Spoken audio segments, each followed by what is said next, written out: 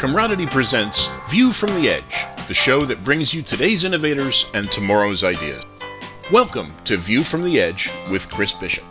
Chris is a highly regarded futurist, author, and speaker whose eclectic career spans the gamut from touring rock musician to 15 years in various roles at IBM, including assisting in the development of IBM's first virtual reality training center. Currently, Chris speaks on how to succeed at jobs that don't exist yet. He is a member of the Association of Professional Futurists and is a researcher-writer for the Institute for the Future. And now, your host, Chris Bishop. Hello, I'm Chris Bishop. We're here at View from the Edge. Delighted that you're watching and participating. In today's fast-paced, digitally driven business climate, there's an ever-increasing need for secure and convenient ways to capture, store, and share proprietary information. This includes everything from health records, tax returns, and legal documents to personal photos and private correspondence. My guest today is Liwen Yaacoby, the founder and CEO of Wymsical, whose security solution, WAULT, is designed to specifically address this problem. Welcome, Liwen. Thanks so much for joining us on View from the Edge. Thank you for having me.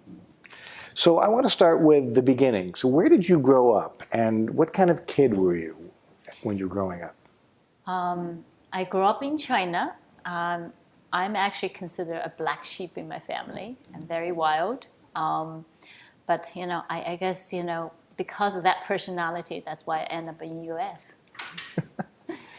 So would you say you were a rebellious kid? You weren't a conformist. You were looking for new things to do? Yes, I'm not a typical kid. I was looking for something to break or something to do very differently from any other kids that are in my family.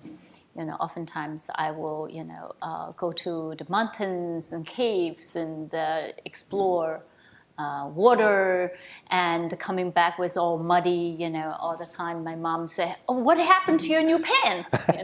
Oh, boy. So would you say you were interested in technology as a little girl, or no? I don't think when I grow up there's much technology going on. You either play with mud or pencil or whatever you have. All right, or science, I guess, or math. I think you said that not so much till you got older. Yeah, I guess math is embedded in our life. In China, we have the multiplication table. We kind of remembered before we even entered kindergarten. So that's kind of in our blood.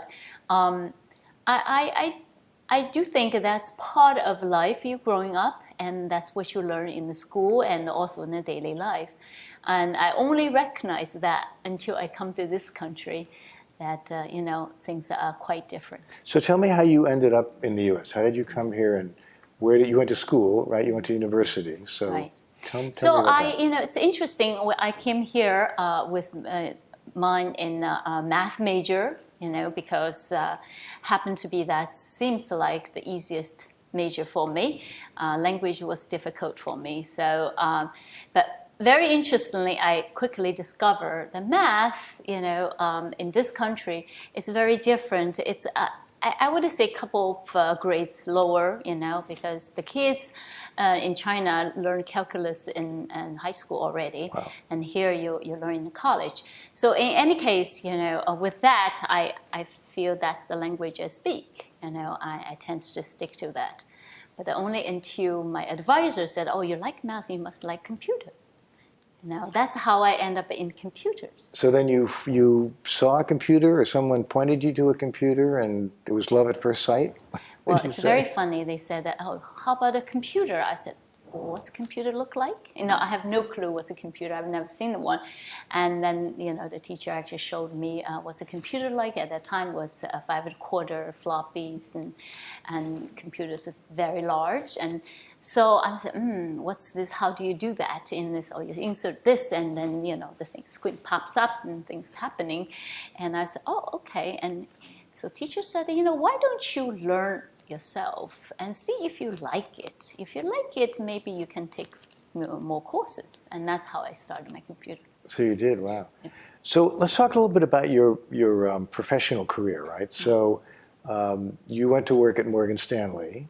So So I want you to share that story. But I think it's worth noting that while there's a lot of conversation today about gender parity in the IT business, certainly in Silicon Valley, back when you were getting into technology, there was not a lot of focus on this issue. And the fact that you're a woman, that you're Asian, that you're fascinated by technology and had skills in the computer area is pretty amazing. You were an innovator. You were breaking glass back in the early days. Tell us how you ended up at Morgan Stanley and what that was like.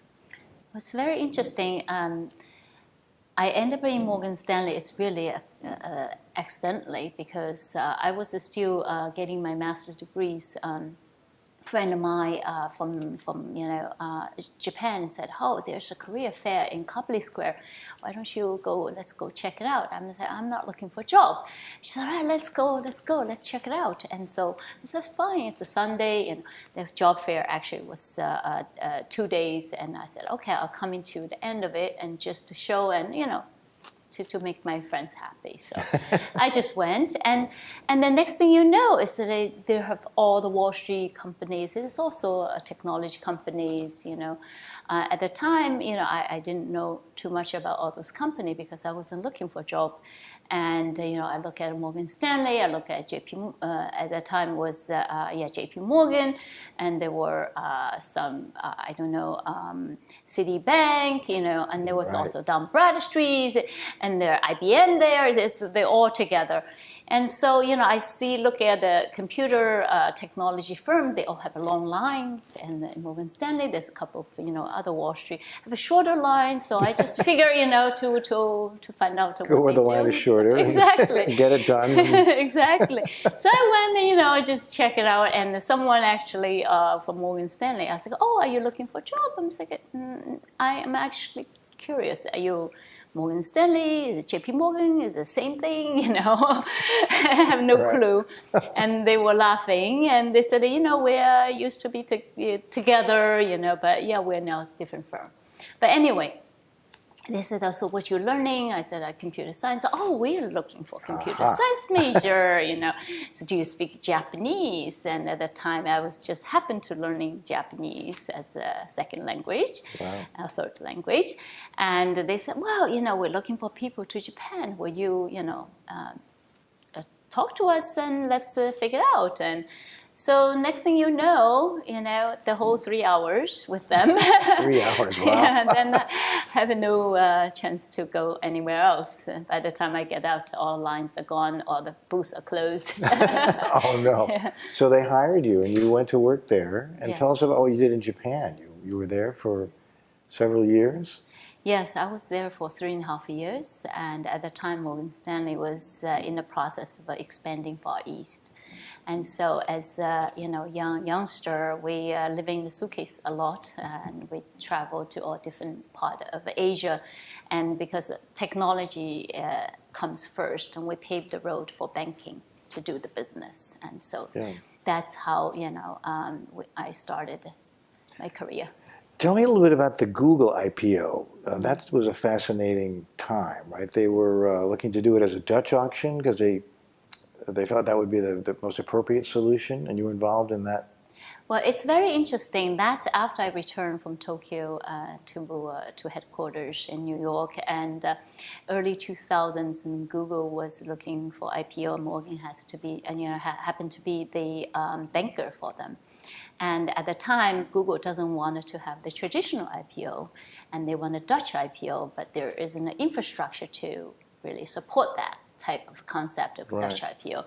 And so Morgan Stanley internet team was involved to build this whole infrastructure for them to be able to do IPO. And it's quite significant because it's very difficult to predict how many people is going to get online and how many people, whether the server is going to be able to handle that kind of demand. But it worked out pretty well, I guess. Yes, it did. At the end of the day, yes. So tell us about WAULT and Wymsical. So can you describe what the product is, what the solution is, and what's the pain point you're addressing? Like, what's the area of focus? What are you fixing? It's very interesting. WAULT, it actually came from our co-founder, Ellie, and his parents' friend was about to retire, decided to sell the property and find out that the property is no longer theirs because the deed was stolen, was fraudulent, everything was sold under their eyes multiple times throughout life. That's amazing. So this is really a social cause, and caused him to say, well, this is not just, there must be a way to prevent such a thing. But that was 20 years ago, and it was too early of a time to really come up with something that's able to, without have to put out entire infrastructure and everything physical. Because it was all paper probably back everything then, right? is paper, exactly. Documents, So it's very difficult. Documents. Now, 3 or 5 years ago, when you have technology in place, such as iPhones, they have internet, and make things much easier to actually accomplish that. So Vault is really created to protect the individuals like us or company, the vital document that's certified and can be verifiable, and through the whole, I would say, secure pipe. Right. So it ties to some degree sort of blockchain and distributed ledgers at a macro level. Okay, let's just get on into the weeds a little more. Describe in a bit more detail how it works and right. what it does. In the Wymsical technology, when we first put out infrastructure, and blockchain is just in the horizon. It's not. But this is what we are planning to do also with Vault. We have a kind of like a mini blockchain per se. You have document actually no longer is not stored in one place. It's really scattered, in other places. Right, broken into pieces and encrypted, Correct. right? So yeah, fantastic. So with blockchain, it will make that even more, advanced and further hard to break. Yeah. So the aha moment was this friend looking to sell their property and realizing that the deed had been compromised somehow. Correct. Yes. Yeah. Very well. This is not just 20 years ago. 2 years ago, Wall Street Journal had an article about a woman that went on vacation and came back in New York City, and the doorman won't let her in. Say, "Hey, lady, you sold your apartment." So it happens here too. It's not. Wow. And again, fraudulent Correct. Yes. deeds, documents. Absolutely. So that said, tell us about your target market. So where do you think, I know you're an entrepreneur, the company is underway looking for customers. Who might be your ideal customer or set of customers or vertical, if you will? According to market research, the two most vulnerable segment is the elderlies and youngsters, the students.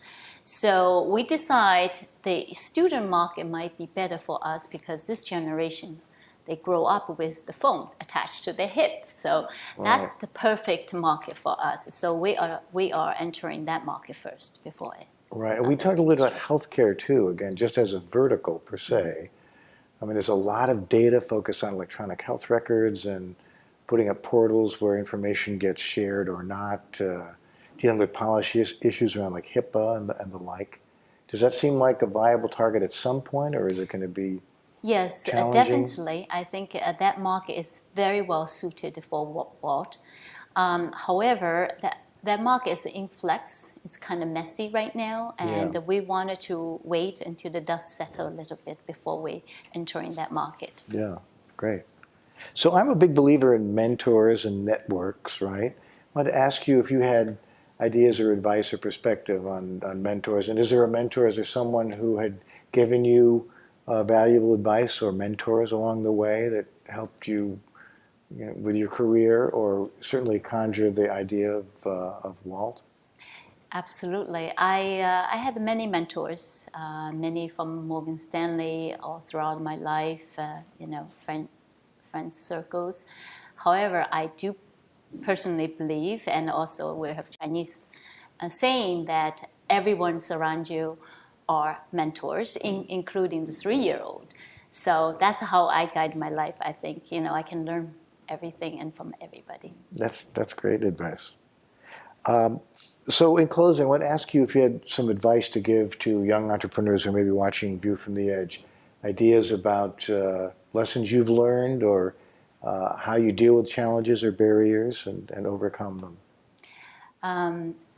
As an entrepreneur, the first thing you do is believe in yourself and believe what you're doing, and never give up. Because I think once we're going to go through the hurdles, and there's going to be a moment that you say, "Why am I doing this?"